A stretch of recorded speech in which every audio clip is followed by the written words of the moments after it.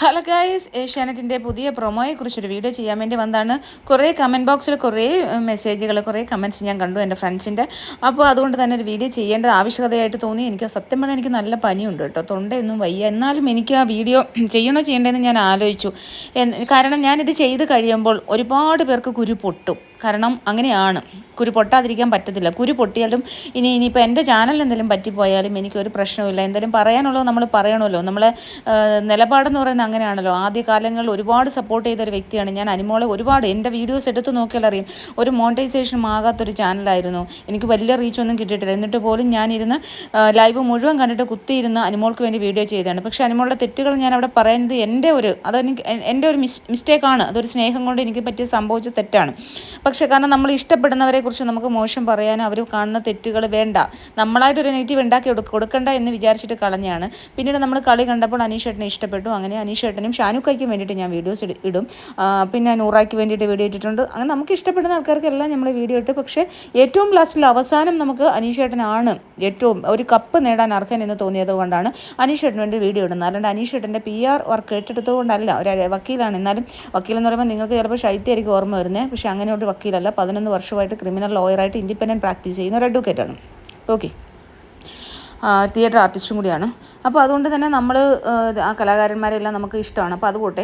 അപ്പോൾ എന്തായാലും ഇന്നത്തെ പ്രൊമോയിൽ കാണിച്ചിരിക്കുന്നത് എന്താണ്, ഇപ്പോൾ ഈ ഒരു പ്രൊമോ വന്നു കഴിയുമ്പോഴത്തേക്ക് അതിൻ്റെ കമൻറ്റ് ബോക്സ് മുഴുവൻ നമ്മൾ നോക്കിയാൽ അറിയാം. ഇനിയിപ്പോൾ നമ്മൾ വീഡിയോ ഇട്ട് കഴിയുമ്പോൾ അതിൻ്റെ കമൻറ്റ് ബോക്സിൽ വരാൻ പോകുന്നത് എല്ലാവരും കൂടി പുറത്തുനിന്ന് വന്നവർ എന്ന് പറഞ്ഞാൽ ഔട്ടായി പോയ ആൾക്കാരെല്ലാവരും കൂടി തിരിച്ചു വന്നിട്ട് ഒറ്റ തിരിഞ്ഞ് അനിമോളെ ആക്രമിക്കുന്നു. പാവം, ഇത്രയും സഹിച്ച ഒരു മത്സരാർത്ഥി വേറെ ഉണ്ടോ എന്നൊക്കെ പറഞ്ഞിട്ടാണ് അവളെ മോശക്കാരിയാക്കാൻ നോക്കുന്നു, അവരെ നെഗറ്റീവ് ആക്കാൻ നോക്കുന്നു. അപ്പോൾ സുഹൃത്തുക്കളെ, ഇത് കമൻറ്റ് ഇടുന്ന സുഹൃത്തുക്കൾ ആരാന്ന് നമുക്കറിയാമായിരിക്കുമല്ലോ. PR ഗ്രൂപ്പ് ഉണ്ടാക്കിയിട്ട് 35Kയും 40Kയും ഒക്കെ വാട്സപ്പ് ഗ്രൂപ്പിൽ ഉണ്ടാക്കിയിട്ട് അവരെ കൊണ്ട് കമൻറ്റ് ഇടിപ്പിച്ച് അതിനകത്ത് ലൈക്ക് ഇടിപ്പിക്കും. കാരണം എല്ലാം കോപ്പി പേസ്റ്റ്. ഒരു തരത്തിൽ നോക്കിക്കഴിഞ്ഞാൽ എല്ലാം സിമിലാരിറ്റി നിങ്ങൾക്ക് തന്നെ കമൻറ്റ് ബോക്സിൽ എടുത്ത് നോക്കുമ്പോൾ അനിമോൾക്ക് വേണ്ടിയിട്ട് കമൻറ്റ് ഇടുന്ന ആൾക്കാരുടെ കമൻറ്റിൻ്റെ സിമിലാരിറ്റി നിങ്ങൾക്ക് തന്നെ മനസ്സിലാവും. അപ്പോൾ അതിനകത്ത് ആയിരക്കണക്കിന് ഏഷ്യാനെറ്റിൻ്റെ പ്രൊമോയുടെ താഴെയൊക്കെ ആയിരക്കണക്കിന് ലൈക്കുകളാണ്. അനിമോൾ അനിമോൾ അനിമോൾ എന്നും പറഞ്ഞു. അതവിടെ നിൽക്കട്ടെ. അപ്പോൾ ഇവരിവിടെ പ്രൊമോയിൽ കാണിച്ചിരിക്കുന്നത് നമ്മുടെ ബിൻസി, അതുപോലെ തന്നെ അപ്പാനിയുണ്ട്. ഇവരെല്ലാം അതുപോലെ ആദില പറയുന്നുണ്ട്. ഇവരെല്ലാം അനിമോളെ വഴക്ക് പറയുന്നതായിട്ടാണ്, അല്ലെ അനിമോൾ ചെയ്ത കാര്യങ്ങളെക്കുറിച്ചാണ് പറയുന്നത്. ഇവരെന്താണ് പറയുന്നത്, ഇവരെന്തുകൊണ്ടാണ് പറയുന്നതെന്ന് നമ്മൾ ചിന്തിക്കണം. ഇവരെന്താണ് പറയുന്നതിനെക്കാട്ടും മുന്നേ ഈ പോയ മത്സരാർത്ഥികൾ എന്തുകൊണ്ടാണ് ഇങ്ങനെ ചെയ്യുന്നത്, എന്തുകൊണ്ടായിരിക്കാം ഞാൻ ചിന്തിക്കുന്നത്. അനിമോൾ എന്ന വ്യക്തി അവിടെ എല്ലാവരെയും ക്യാരക്ടർ അസാസിനേറ്റ് ചെയ്ത് കഴിഞ്ഞു. അതുകൊണ്ട് അവർക്ക് അനുഭവിക്കേണ്ടി വന്ന സൈബർ ബുള്ളിങ്, അവിടെ നിന്ന് അവർ പുറത്തായി, അതൊക്കെ. പക്ഷേ അവർക്ക് ഇവിടെയും അവർക്ക് സൈബർ ബുള്ളിങ് ആണ് നേരിട്ടത്. അവർക്ക് പല ആൾക്കാർക്കും 1 മാസമൊക്കെ ഡിപ്രഷൻ സ്റ്റേജ്. ബിൻസിയൊക്കെ 1 മാസം വീട്ടിൽ നിന്ന് ഇറങ്ങിയില്ലെന്നാണ് പറയുന്നത്. ബിൻസിയൊക്കെ അത്രമാത്രം ഡിപ്രഷൻ സ്റ്റേജിലും മെഡിസിൻ കഴിച്ചിട്ടാണ് അവൾ പഴയതുപോലെ വന്നത്. മനസ്സിലായില്ലേ? അവളുടെ അച്ഛനൊക്കെ വന്ന് അത് പറഞ്ഞിട്ടുണ്ട്. കാരണം അത്രമാത്രം സൈബർ ബുള്ളിങ് ആണ് ബിൻസിക്കും ശൈത്യയ്ക്കും ഒക്കെ നേരിട്ടത്. ഇതിന് കാരണക്കാരി ആരാണ്? പിന്നെ അതേപോലെ തന്നെ ആരിനെയും ജിസേലിനെയും നമ്മൾ പറഞ്ഞു കാണാത്ത കാര്യം പറയത്തില്ല. പക്ഷേ ഒരു പുതപ്പിനടിയിൽ 2 പേര് കിടന്നാൽ അതിനെ സദാചാരം എന്ന് നമ്മൾ എന്തിനാണ് ഒരു ഷോയിൽ പോയി ചിന്തിക്കുന്നത്? അല്ലെങ്കിൽ അങ്ങനെയുള്ള ഒരുപാട് സദാചാരം കാത്തു സൂക്ഷിക്കുന്ന ഒരു വ്യക്തി ആയിരിക്കണം. അതുപോലെ തന്നെ ഞാനും വിമർശിച്ചിട്ടുണ്ട് ജിസേലിൻ്റെ ഡ്രസ്സിനെ കുറിച്ച്.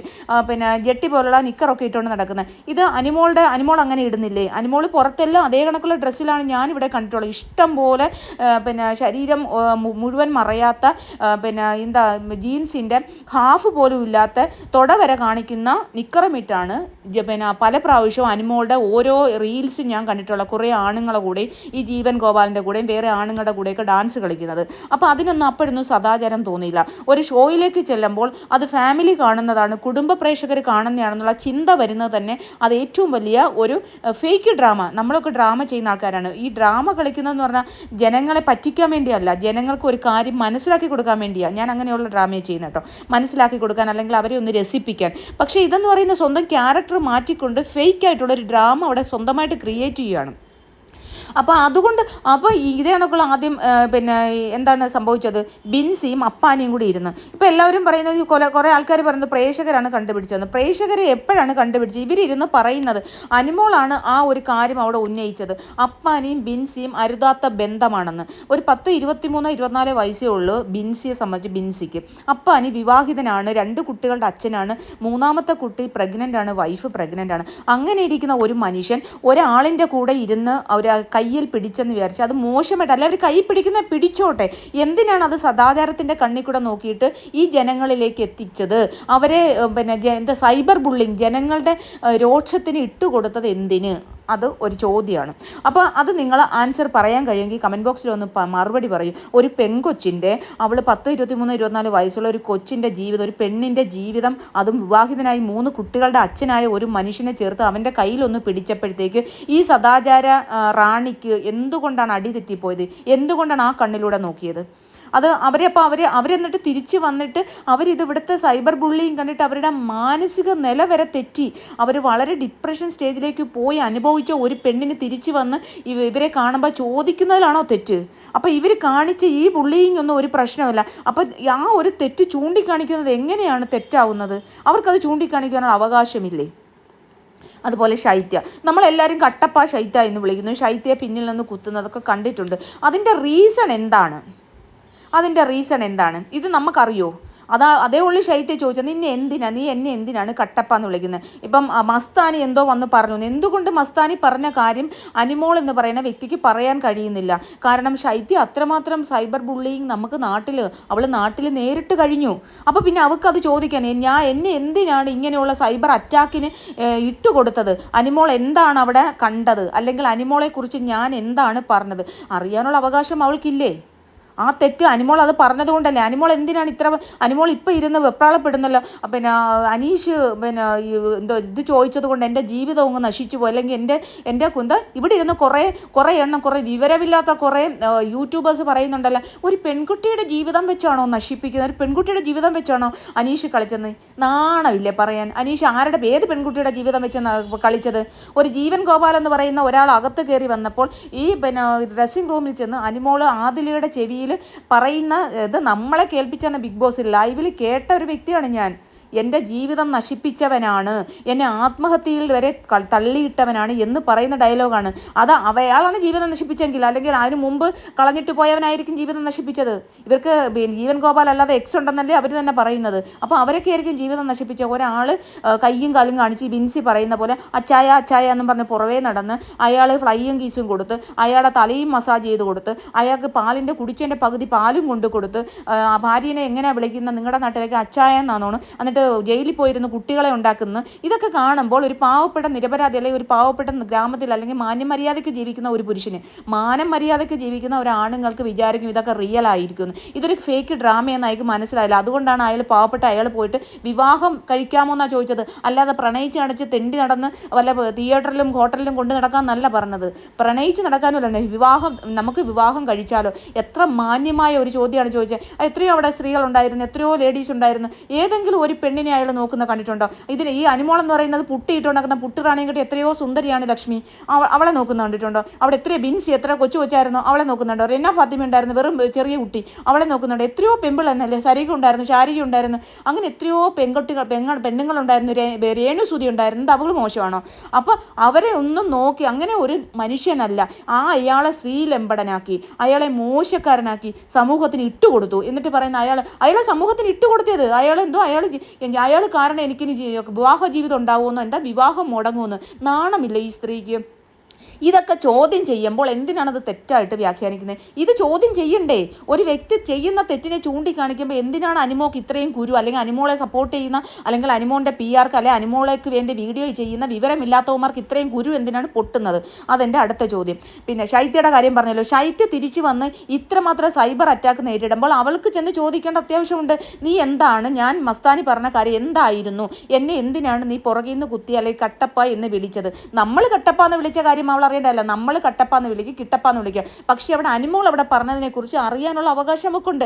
അനിമോൾ എന്തിനാണ് ആ ഒരു തെറ്റ് ചെയ്തത്? അപ്പം ജിസേൽ ആരിന് കെട്ടിപ്പിടിച്ച്, അത് കഴിഞ്ഞിട്ട് ജിസേലരെ അത് കഴിഞ്ഞു, ആ രണ്ടും കഴിഞ്ഞു, ബിൻസിയുടെ കഴിഞ്ഞു, അത് കഴിഞ്ഞതിന് ശേഷം പിന്നെ നമ്മുടെ ശൈത്യയുടെ കഴിഞ്ഞു, അത് കഴിഞ്ഞതിന് ശേഷം നമ്മുടെ ജിസേലിൻ്റെ ആരിൻ്റെയും വരുവാണ്.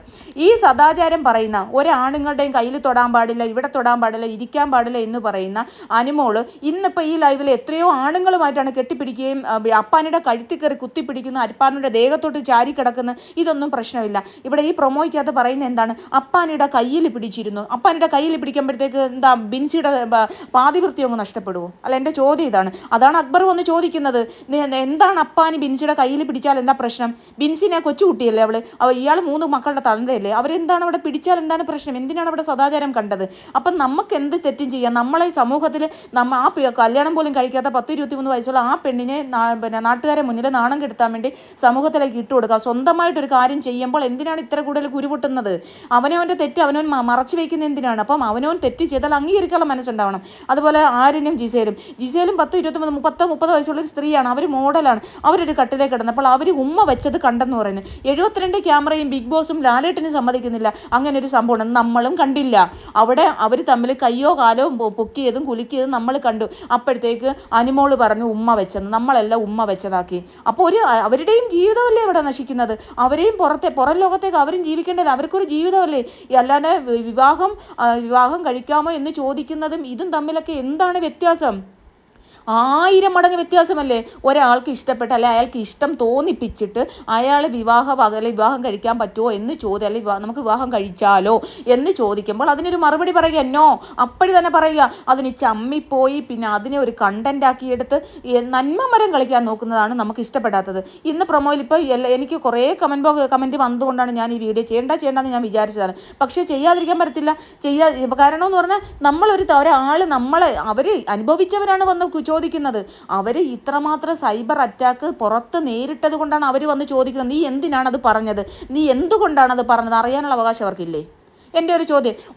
ഒരു സ്ത്രീക്ക് എന്തും ചെയ്യാം, എന്തും പറയാം, ആരെ എങ്ങനെയും വലിച്ചു കീറാം, ആരെ എങ്ങനെയും സമൂഹത്തിൽ ഇട്ടുകൊടുക്കാം എന്ന് പറയുന്നത് എന്ത് മോശമാണ്. എന്നിട്ട് ചോദിക്കുന്ന നാട്ടുകാരാണോ നിങ്ങൾക്ക് ചിലവിന് വരുന്ന? നാട്ടുകാർ എന്തെങ്കിലും പറയട്ടെന്ന്. ഇവർക്കത് പ്രശ്നമില്ല. കാരണം ഇവരത് കേട്ട് തഴമ്പിച്ച് സകലമാന ആണുങ്ങളുടെ കൂടെ ഇങ്ങനെ അവർക്ക് ഡ്രാമ കളിച്ചും കൊഞ്ചും ഒക്കെ നടക്കുന്ന സ്ത്രീ ആയിരിക്കും. പക്ഷേ എല്ലാവരും അങ്ങനെ ആയിരിക്കുന്നില്ല അല്ലേ? അവരൊന്നും ഒരു ഈ ഫീൽഡിലുള്ളവരായിരിക്കുന്നില്ല. ഇപ്പോൾ RJ ബിൻസി ഈ ഫീൽഡിലുള്ളതല്ല. അവർക്ക് ഇതേ കണക്ക് ഒരു ഇത് കാണുമ്പോൾ അവരുടെ മാതാപിതാക്കൾ വിഷമിക്കും. പിന്നെ ബിൻസി അതാണ് പറഞ്ഞു, എൻ്റെ അച്ഛനും അമ്മയും വിഷമിച്ചു. ഞാൻ 1 മാസം എൻ്റെ റൂമിൽ നിന്ന് ഇറങ്ങിയിട്ടില്ല. ഞാൻ ഡിപ്രഷന് മരുന്ന് കഴിച്ചു. അത് കഴിഞ്ഞിട്ട് ഞാൻ 1 മാസത്തിന് ശേഷമാണ് എൻ്റെ വീട്ടിൽ നിന്ന് പുറത്തിറങ്ങിയത്. അതും എൻ്റെ അച്ഛൻ എന്നെ ഓട്ടോയിൽ കൊണ്ടുപോയി പള്ളിയിൽ കൊണ്ടുപോയി പ്രാർത്ഥിപ്പിച്ചിട്ടാണ്. അതൊക്കെ ഒരു പെൺകുട്ടികൾ അനുഭവിച്ച വേദനകൾ അവർ തിരിച്ചു വന്ന് ചോദിക്കത്തില്ലേ? അതിനെന്തിനാണ് ഇത്രയും കുരുപൊട്ടുന്നത്? നമ്മൾ ചെയ്യുന്ന തെറ്റാണ്. അതെനിക്ക് അപ്പാനിക്ക് ഒരു കുടുംബമുണ്ട്, 3 കുട്ടികളുണ്ട്, 2 മക്കളും ഭാര്യ ഗർഭിണി. അങ്ങനെയുള്ളൊരു മനുഷ്യനെയാണ് ഇങ്ങനെയുള്ളൊരു സൈബർ ബുള്ളിയിലേക്ക് ഇട്ടുകൊടുത്തത്. ഞാൻ ഉൾപ്പെടെ അയാളെ വിമർശിച്ച്. എന്തുകൊണ്ടാണ്? ഇത് പറഞ്ഞിട്ടാണ്. അനിമോൾ പറയുന്ന സ്റ്റേറ്റ്മെൻറ്റും അനിമോൾ പറയുന്ന കാര്യങ്ങളും കേട്ടിട്ടാണ് നമ്മളും വിചാരിക്കുന്നത് ശരിയാണ്, സത്യമല്ലേ? അവർ വന്ന് ചോദിക്കണ്ടേ ഇതെന്താണ്, നീ എന്താണ് അങ്ങനെ പറയാൻ കാര്യം? നമ്മൾ അവരെയൊക്കെ കുറ്റം പറഞ്ഞിട്ട് കാര്യമുണ്ടോ? അവർ തിരിച്ച് വീണ്ടും ഇവർ ഈ അനിമോളുടെ PR ആൾക്കാരും അനിമോളെ സപ്പോർട്ട് ചെയ്യുന്ന കുറച്ച് യൂട്യൂബ് ചാനൽസും വീണ്ടും സൈബർ അറ്റാക്ക് ചെയ്യുവാണ്. അവർക്കൊക്കെ ജീവിതമുള്ളതാണ്. എന്നിട്ട് പറയുന്ന ഒരു പാവം പിടിച്ച പെണ്ണിനെ എല്ലാവരും കൂടി അറ്റാക്ക് ചെയ്യുന്നു. പുറത്തുനിന്ന് വന്ന കുറേ തെണ്ടികൾ അല്ലെങ്കിൽ കുറേ മൂദേവികൾ, ഇങ്ങനെയൊക്കെയുള്ള ഡയലോഗാണ്. കുറേ മൂദേവികൾ അകത്തോട്ട് കയറിപ്പോയിരിക്കുന്നു, ഒരു പെണ്ണിനെ അറ്റാക്ക് ചെയ്യുന്നു. ഈ പെണ്ണ് കാണിച്ച വിവരമില്ലായ്മയും തോന്നിമാസവും തെണ്ടിത്തരത്തിനും ചോദ്യം ചെയ്യുന്നത് എങ്ങനെയാണ് തെറ്റാവുക? ഒരു പെണ്ണെന്ന് പറയുന്ന അവൾ സെലിബ്രിറ്റി ആയതുകൊണ്ട് എന്തും ചെയ്യാവുന്നതാണോ? അങ്ങനെയൊന്നും ചെയ്യാൻ പാടില്ല. സമൂഹത്തിൽ പെണ്ണെന്ന് പറഞ്ഞാൽ സ്ത്രീ എന്ന് പറഞ്ഞാൽ എല്ലാവർക്കും ഒരേപോലെയാണ്. എനിക്ക് പറ്റുന്ന അപമാനം പോലെയാണ് എന്നെപ്പോലെയുള്ള വേറൊരു പെണ്ണിനും പറ്റുന്നത് അല്ലേ? സമൂഹത്തിൽ നമ്മളെല്ലാവരും ഒരുപോലെയാണ് വിചാരിക്കുന്നത്. എന്നെ വേറൊരു പുരുഷനുമായിട്ട് ചേർത്ത് പറഞ്ഞാൽ എനിക്ക് ഫാമിലി ഉണ്ടെങ്കിൽ അല്ലെങ്കിൽ ഞാൻ വിവാഹം കഴിക്കാത്ത സ്ത്രീയാണെങ്കിൽ എനിക്ക് എന്തുമാത്രം അപമാനമാണ്. ഞാൻ നാട്ടിൽ വന്ന് ജീവിക്കേണ്ടേ അല്ലേ? അതെന്തുകൊണ്ടാണ് ഇവർ ചിന്തിക്കാത്ത? ഇവരെല്ലാത്തിലും സദാചാരം കണ്ടെത്തുന്നത് എന്തുകൊണ്ടാണ്? അല്ല, ഞാൻ ചോദിക്കുകയാണ്, ഇവർ നല്ല നന്മ മരമോ? കുലസ്ത്രീ കളിക്കുന്നോ? ഇവരെന്ത് കുലസ്ത്രീയാണ്? 11-12 മണിക്ക് ഓടിപ്പോയിട്ട് ക്യാമറയുടെ മുമ്പിലിരുന്ന് സൂര്യനെ നോക്കുന്നതാണോ പട്ട വെയിലത്ത്? നമ്മളൊക്കെ സൂര്യ നമസ്കാരം ചെയ്യുന്നത് വെളുപ്പിനെയാണ്. സൂര്യൻ ഉദിച്ചു വരുന്ന സമയത്ത് വെള്ളം പോലും കുടിക്കാതെ എന്ന് പറഞ്ഞാൽ പല്ല് തേച്ച് മുഖം കഴുകി ഫ്രഷ് ആയതിനു ശേഷം ഫുഡും വെള്ളവും കുടിക്കാതെയാണ് നമ്മൾ സൂര്യ നമസ്കാരം ചെയ്യുന്നത്. ആദ്യം അത് പോയി പഠിക്കണം. ഇത് കുടുംബ പ്രേക്ഷകരെ പറ്റിക്കാൻ വേണ്ടി ഇത്രമല്ല, അല്ലെങ്കിൽ സ്ത്രീകളെ വീട്ടമ്മമാരെ പറ്റിക്കാൻ വേണ്ടി ഇത്രയൊക്കെ കാണിച്ചു കഴിഞ്ഞാൽ ഇത് ഫേക്ക് ഡ്രാമ എന്നല്ലാതെ പറയാൻ പറ്റും. ഇതിനെയൊക്കെ ചൂണ്ടിക്കാണിക്കുമ്പോൾ അവർ ചെയ്യുന്ന തെറ്റുകളെ ചൂണ്ടിക്കാണിക്കുമ്പോൾ മറ്റുള്ളവരെ സൈബർ അറ്റാക്ക് ചെയ്തിട്ട് ഇവിടെ ഇരുന്നിട്ട് മറ്റുള്ളവർക്ക് ഇവരെ പിന്താങ്ങുന്ന കുറേ അന്തം ഫാൻസും കുരു പൊട്ടിയിട്ട് പറഞ്ഞിട്ട് ഒരു കാര്യമില്ല, മനസ്സിലായില്ലേ? കാരണം അവരൊക്കെ കൃത്യമായിട്ട് കാര്യങ്ങൾ ചോദിക്കുകയാണ്. അതുപോലെ ഒരുത്തനെ അവസാനം എന്നിട്ട് പ്രവീണുമായിട്ട് ലവ് ട്രാക്ക് പിടിക്കാൻ, അത് അനുമോൾ തന്നെയാണല്ലോ പറയുന്നത്, ഞങ്ങളാരും പറയുന്നതല്ല, അനുമോൾ തന്നെ പറയുന്നു പ്രവീണുമായിട്ട് ലവ് ട്രാക്ക് പിടിക്കാൻ പോയിന്ന്. ആദ്യം ആര്യനുമായിട്ട് ക്രഷ് ആണോന്ന് ചോദിച്ചു, അങ്ങനെ ആര്യനുമായിട്ട് ലവ് ട്രാക്ക് പിടിക്കാൻ പറഞ്ഞാൽ ആര്യൻ തന്നെ പറയുന്നു അത് നടക്കാഞ്ഞത് കൊണ്ടുള്ള കുശുമ്പിലാണ് ജിസേലുമായിട്ടുള്ള പ്രശ്നങ്ങൾ പറഞ്ഞിരുന്നത്. അതിനുശേഷം പ്രവീണുമായിട്ട് ലവ് ട്രാക്ക് പിടിക്കാൻ പോയി. പ്രവീണിനെയും പുറത്താക്കി കഴിഞ്ഞപ്പോഴത്തേക്ക് ഒരു പാവപ്പെട്ട മനുഷ്യനെയാണ് ലവ് ട്രാക്ക് പിടിക്കാൻ പോയത്. അയാൾക്കൊട്ടും മനസ്സിലായതില്ല. മറ്റവരൊക്കെ എന്ന് പറഞ്ഞാൽ പഠിച്ച കള്ളന്മാരായിരുന്നു, അവർക്ക് കൃത്യമായിട്ട് അറിയാം ഇങ്ങനെ പാവ പിടിച്ച മനുഷ്യൻ അയാൾ വിചാരിച്ച് സത്യമായിരിക്കുന്നു, അയാൾ ചെന്ന് കല്യാണം കഴിക്കാവുന്നൊന്ന് ചോദിച്ചു പോയി. അതിന് അയാളുടെ നേരെ അതിനെയും കാട്ടി വലിയ സൈബർ അറ്റാക്ക്. ഇതെന്തോന്ന്, ഇത് ഒരു സ്ത്രീക്ക് എന്തു ആവാന്നോ? അവരെ നമ്മൾ സൈബർ അറ്റാക്കിനൊന്നും കൊടുക്കുമല്ല, പക്ഷേ നമ്മൾ ചെയ്യുന്ന തെറ്റുകൾ നമുക്ക് ബോധ്യമാവണം. ശരി, ഞാൻ അങ്ങനെ അപ്പോൾ സംഭവിച്ചു പോയി, ഒരു സോറി. അതുപോലെ തന്നെ അക്ബറിൻ്റെ കാര്യം, അക്ബർ എന്തുകൊണ്ട് സംസാരിക്കുന്നു? അക്ബറിനെ വെറും വൃത്തികെട്ടവനെ ആദ്യത്തെ ആഴ്ചകൾ അക്ബർ എന്നെ മോശമായിട്ട് നോക്കി. നിങ്ങൾ കേട്ടിട്ടുണ്ടോ? എപ്പിസോഡിൽ വരെ പറഞ്ഞു എന്നെ മോശമായിട്ട് നോക്കി എന്ന്. അക്ബറിൻ്റെ നോട്ടം എനിക്ക് അത് ലാലേട്ടൻ അത് കാണിച്ചതാണ്. അക്ബറിൻ്റെ നോട്ടം ശരിയല്ലെന്ന്. ഇതെന്താണ് ആണുങ്ങൾ നോക്കുന്ന നോട്ടം നോക്കിക്കൊണ്ട് നടക്കുന്ന? ഇതൊരു ഹൗസാണ്, ഇവിടെ ഇഷ്ടംപോലെ ആൾക്കാരുണ്ട്, ആണും പെണ്ണും ഉണ്ടാവും, ഒരുമിച്ചായിരിക്കും കിടക്കുന്നത്, ഒരുമിച്ചാണ് സഹവസിക്കുന്നത്. അവർ നോക്കുമെടുക്കുക, അവരുടെ നോട്ടം നോക്കിക്കൊണ്ടിരിക്കുന്ന ഇതെന്തോ ഭൂലോക രംഭയോ? ഉള്ള പുട്ടിയെല്ലാം കൂടി വാരി തേച്ചിട്ട് ഉള്ള ബ്യൂട്ടി ട്രീറ്റ്മെൻറ്റ് എല്ലാം ചെയ്ത് കണ്ണിന് പീലിയും വെച്ച് പുരികവും വെച്ച് ചുണ്ട് ഫില്ലറും ചെയ്ത് വെച്ച് ആർട്ടിഫിഷ്യലായിട്ടുള്ള സൗന്ദര്യം ഉണ്ടാക്കി വെക്കുന്ന പഴയ അനുമോളെ കണ്ടിട്ടില്ലേ? ആ അനുമോളിൽ നിന്ന് എങ്ങനെയാണ് ഇത്ര മാറ്റം ഉണ്ടാകുന്നത്? എത്തൊക്കെ ഗ്ലൂട്ടാത്തിയം കുത്തിവെച്ചാലും ഇങ്ങനെയൊന്നും ആവില്ലല്ലോ. അപ്പോൾ ഇത്രമാത്രം അതവർക്ക് കാശുണ്ടായതായിരിക്കും, അവർക്ക് ലൈം ലൈറ്റിൻ്റെ മുന്നിൽ നിൽക്കേണ്ടതാണ്, അതൊക്കെ അവരുടെ പേഴ്സണൽ കാര്യമാണ്. പക്ഷേ ഞാനൊരു ഭൂരോഗ രംഭയാന്ന് പറഞ്ഞ് സകല ആണുങ്ങൾ നോക്കുന്നു എന്ന് പറയുന്നതൊക്കെ വളരെ മോശമായ ചിന്താഗതിയാണ്. അക്ബറിന് അതല്ലേ നേരിട്ടെ? അക്ബറിന് ഇപ്പോഴും ഭയമാണ്. നാട്ടിൽ എന്താണ് ഈ കൺഫെഷൻ റൂമിലിരുന്ന് അക്ബർ കരഞ്ഞു, നാട്ടിൽ എന്താണ് എന്നെക്കുറിച്ച് എനിക്കറിയില്ല. അത് കഴിഞ്ഞിട്ട് പിന്നെ എത്രയോ പ്രാവശ്യം അത് കഴിഞ്ഞിട്ട് ബസ്സിലെ ഒരു ഇത് ഉപമിച്ചു. എന്ത് മോശമാണ്. ആണുങ്ങളെല്ലാം സ്ത്രീകളെ ചാരി വേറെ വല്ല പരിപാടിക്ക് നിൽക്കുവാണോ? അപ്പോൾ ഇവിടെ നാട്ടിലെ പുരുഷന്മാരെ മുഴുവൻ മോശക്കാരാക്കുന്ന രീതിയിലുള്ള പ്രവണതയല്ലേ ചെയ്തത്? ഇവിടെ നാട്ടിലുള്ള പുരുഷന്മാരും സ്ത്രീകളും എല്ലാം മോശമാണ്, ഇവരാണ് നല്ലത്. എന്നാൽ ഇവരെ കയ്യിലിരിപ്പോ മഹാകൂതറ, എന്ത് വൃത്തികെട്ട കയ്യിലിരിപ്പാണ്. നിങ്ങളൊക്കെ പറയുന്ന കേൾക്കാം, കിച്ചണിൽ എല്ലാ ജോലിയും ചെയ്യുന്നു, അവൾ എല്ലാ പണിയും ചെയ്യുന്നു. കിച്ചണിൽ ജോലി ചെയ്യുന്ന എല്ലാവരും കിച്ചണിൽ ചെയ്യും. ഓരോരുത്തർക്ക് തറ തുടയ്ക്കുന്നവരുണ്ട്, അവിടെ ബാത്റൂം കഴുകുന്നുണ്ടവരെ, അതേപോലെ തന്നെ പാത്രം കഴുകുന്നവരുണ്ട്. അപ്പോൾ ഇവർക്കെല്ലാം ഓരോ ഡ്യൂട്ടി തിരിച്ചു വരുന്നത്. കിച്ചണിലെ ജോലി ഒരു ഡ്യൂട്ടിയാണ്, ഇവിടുത്തെ ബിഗ് ബോസ് ഹൗസിലെ ഒരു ഡ്യൂട്ടിയാണ്, അത് ചെയ്തേ പറ്റൂ. അനുമോൾ എത്ര പ്രാവശ്യമാണ് കിച്ചണിൽ നിന്ന് ഇറങ്ങിപ്പോയിരിക്കുന്നത്? അതുപോലെ ലാലേട്ടൻ തന്നെ പറഞ്ഞു, ഫുഡ് നിങ്ങൾ വിളമ്പണ്ട, നിങ്ങൾക്ക് ആവശ്യമുള്ള ഫുഡ് ഉണ്ടാക്കി കഴിഞ്ഞാൽ നിങ്ങൾക്ക് ആവശ്യമുള്ള ഫുഡും എടുത്ത് നിങ്ങൾ മാറൂ, കിച്ചണിൽ വേറെ മെമ്പേഴ്സ് ഉണ്ടല്ലോ, അവർ വിളമ്പട്ടെ. ഇത് എത്രയോ പ്രാവശ്യം പറഞ്ഞു കൊടുത്ത്, പിന്നെ എന്തിനാണ് ഇവർക്ക് ഇത്രയും ഫുഡ് വിളമ്പാനായിട്ട് ഇത്രയും ആവേശം? എന്തിനാണ് ഇതൊക്കെ? PR പറഞ്ഞു കൊടുത്തിരിക്കുന്നത്. കിച്ചണാണ് ഫോക്കസ് ചെയ്യുന്നത്, അപ്പോൾ കിച്ചണിൽ തന്നെ നിന്നോ. ഈ വഴക്കുണ്ടാക്കുമ്പോൾ അത് കണ്ടന്റ് ആവും. ഇതൊക്കെ എന്താണ്? ഇതൊക്കെ സ്വന്തം സ്വഭാവമാണ്. ഫുഡ് എടുത്ത് ഒളിച്ചു വെക്കാൻ ശ്രമിക്കുക, സ്വന്തമായിട്ട് ഫുഡ് എടുത്ത് ഒളിച്ചു വെക്കാൻ വേണ്ടി ഈ വിളമ്പം അടി കൂടുന്നത്. ആരെങ്കിലും ഫുഡ് ചോദിച്ചു കഴിഞ്ഞാൽ കൊടുക്കാതിരിക്കുക, അവരെ അത്യാഗ്രഹി എന്ന് വിളിക്കുക, അവരെ കൊതിയനെന്ന് വിളിക്കുക. ഇതൊക്കെ ഒരു നല്ല ഒരു വ്യക്തിയുടെ ശീലമാണോ? നമ്മൾ ആഹാരം ഉണ്ടാക്കുന്ന ദൈവത്തിന് തുല്യമാണ്, ആഹാരം ഉണ്ടാക്കുന്ന ഒരു ദൈവത്തിന് തുല്യം എന്ന് പറയും. അപ്പോൾ ഒരു ദേവീനെ പോലെയാണ് നമ്മൾ ആഹാരം ഉണ്ടാക്കി തരുന്നവരെ മറ്റുള്ളവർ കരുതുക. ഭക്ഷണം ഉണ്ടാക്കാൻ കഴിയുന്നതിനൊരു ഭാഗ്യമാണ്. നമ്മൾ ഭക്ഷണം ഉണ്ടാക്കിയിട്ട് വെറുതെ കൊടുക്കുകയല്ല, സ്നേഹത്തോട് വിളമ്പി കൊടുക്കണം. സ്നേഹമാണ് പ്രധാനം. നമ്മൾ കൊടുക്കുന്ന ഭക്ഷണമായാലും നമ്മൾ ഇരു ചെവി അറിയരുന്ന നമ്മൾ ഒരു കൈ കൊണ്ട് കൊടുക്കുന്ന മറ്റേ കൈ അറിയരുന്ന് തുടങ്ങും. നമ്മൾ ഒരാൾക്കൊരു ദാനം കൊടുത്താൽ അത് മറ്റേ കൈ അറിയരുത്. 10 പേർക്കെങ്ങാണ്ട് ഫുഡ് പൊതിഞ്ഞുകൊണ്ട് കൊടുത്ത് അതിന് ചാരിറ്റി എന്ന് പറയുന്നു. അപ്പോൾ ഈ ഓരോ ആൾക്കാർ ചെയ്യുന്ന കഷ്ടപ്പെട്ട് വീട്ടിൽ 1 കിലോ 2 കിലോ അരി വാങ്ങിച്ചിട്ട് അതിൽ നിന്ന് പൊതി കൊടുക്കുന്ന ആൾക്കാരെ എനിക്കറിയാം. അപ്പോൾ അവരെയൊക്കെ എന്ത് പറയും? ഇവിടെ വന്നിരുന്ന് അതും പറയുന്നു. അതുപോലെ തന്നെ പിന്നീട് നന്മമരം കളിക്കുന്നതാണ്, ഞാനാണ് കുടുംബം നോക്കുന്നത്, എൻ്റെ അച്ഛന് കാലിന് മുട്ടിന് പ്രശ്നമാണ്, എൻ്റെ ചേച്ചിയുടെ വീടിന് 30 ലക്ഷം രൂപ കടവാണ്, ചേച്ചി ഗവൺമെൻറ് എംപ്ലോയിയാണ്, ചേച്ചി കല്യാണം കഴിച്ച് ഭർത്താവും ഉണ്ട്, എന്നിട്ടും പറയുന്നത് എൻ്റെ ചേച്ചിക്ക് ഞാനാണ് വീട് വെച്ച് കൊടുക്കുന്നത്. അത് അവരെയും നാണം കെടുത്തുവാണ്. സത്യം പറഞ്ഞാൽ ആ ഫാമിലിനെ നാണം കെടുത്തുവാണ്. ചേച്ചിയും ചേച്ചിയുടെ ഭർത്താവിന് ജോലിയൊന്നുമില്ലേ?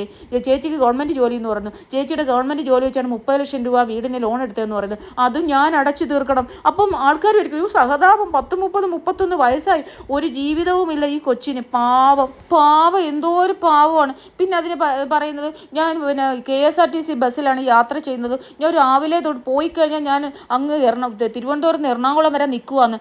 എത്ര ബസ്സുകളുണ്ട്, സീറ്റ് ബുക്ക് ചെയ്തല്ലേ എല്ലാവരും പോകുന്നത്? സീറ്റ് ഇല്ലാത്ത ബസ്സിൽ എന്തോ ഓർഡിനറി ബസ്സാണെന്നോ വന്നോ നിന്ന് പോവാനായിട്ട്? ഇതൊക്കെ ആരാണ് പൊട്ടന്മാരാക്കുവാണോ?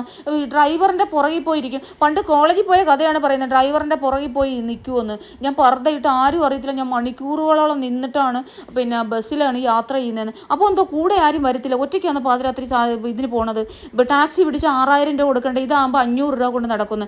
500 രൂപ എന്ന് പറഞ്ഞാൽ ടിക്കറ്റ് ബുക്ക് ചെയ്താണ് പോകുന്നത്. നമുക്കവിടെ ഒരു സീറ്റുണ്ട്, ആ സീറ്റിൽ എന്തുകൊണ്ട് ഇരിക്കാൻ പറ്റുന്നില്ല? ഇതെന്തോ ലോക്കൽ ബസ്സിലാണ് കയറി പോകുന്നത്, തിരുവനന്തപുരത്ത് എറണാകുളം വരെ. ഇത് അങ്ങനെ ഒരു ലോക്കൽ ബസ്സുണ്ടോ? ഇത് ആരോടാടെ പറയുന്നത്? എന്തുമാത്രം കള്ളമാണ് പറയുന്നത്. എന്നിട്ട് എനിക്ക് ഒന്നുമില്ല, ഞാൻ ആര്യനാടെ വീടിൻ്റെ മുകളിൽ നില ഞാൻ വെച്ചതാണ്. പിന്നെ അച്ഛനും അമ്മയും വെച്ചില്ല, ഒന്നും ചെയ്തില്ല. അവരെ നോക്കുന്നു, ചേച്ചിയെയും ഭർത്താവിനെയും കൊച്ചിനെയും നോക്കുന്നു. കൊച്ചിന് ഫീസ് കൊടുക്കാൻ കാശില്ല, എനിക്ക് പിന്നെ മൂക്കിന് ഓപ്പറേഷനുണ്ട്, എനിക്ക് 11 വർഷം ഇൻഡസ്ട്രി ജോലി ചെയ്തെന്നും പറയുന്നു. ഇഷ്ടം പോലെ ഇനാഗുറേഷന് കാശ് കിട്ടിയെന്നും പറയുന്നു. ഇതെല്ലാം ഉണ്ട്. കാറ് പോലും 19 ലക്ഷം രൂപയുടെ കാറ്, 16-19 ലക്ഷം രൂപയുടെ കാറ് വാങ്ങിച്ചെന്ന് പറയുന്നു. എന്നിട്ടും പറയുന്നത് ഒരു പെൺകുട്ടി. അപ്പം നാട്ടുകാർ വിചാരിക്കും, അയ്യോ ഒരു പാവം പെൺകുട്ടി, അവൾ ഒന്നുമില്ല, അവൾക്ക് നിസ്സഹായത. എന്തിനാണ് ഈ നാട്ടുകാരെ ഇങ്ങനെ പറ്റിക്കുന്നത്? ഇതാണ് നന്മമരം കളിക്കുന്നത്. ഞാനങ്ങ് ഭയങ്കര എന്നിട്ട് കുലസ്ത്രീ ചമയലും. ഞാൻ ഭയങ്കര കുടുംബ പ്രേക്ഷകർക്ക് ഇഷ്ടപ്പെടുന്ന കാര്യങ്ങളാണ് ഞാൻ ചെയ്യത്തുള്ളൂ. പക്ഷേ ഇവിടുത്തെ റീൽസൊക്കെ കണ്ടു കഴിഞ്ഞാൽ കുടുംബ പ്രേക്ഷകർ പിന്നെ ചീമൊട്ട എറിയുന്ന റീൽസാണ് ഇവിടെ ഞാൻ കണ്ടിട്ടുള്ളത്. തുട വരെയുള്ള നിക്കറും ഇട്ട് ആൺപിള്ളേരെ കൂടെ ഇന്ന് ഡാൻസ് ചെയ്യുന്നത്. അത് ആൺപിള്ളേരെ കൂടെ ഡാൻസ് കളിക്കുന്ന കുഴപ്പമില്ല, തുട വരെയുള്ള നിക്കർ ഇട്ടിട്ടാണ് മറ്റുള്ളവരിടുന്ന നിക്കറിനെയും ഡ്രസ്സിനെയും കുറ്റം പറയുന്നത്. അവനവൻ്റെ കണ്ണിലെ കരടെടുത്തിട്ട് വേണ്ടേ മറ്റുള്ളവൻ്റെ പിന്നെ അവനവൻ്റെ കണ്ണിലെ തടിക്കഷ്ണം എടുത്തിട്ട് വേണം മറ്റുള്ളവരെ കണ്ണിലെ കരടെടുക്കാൻ.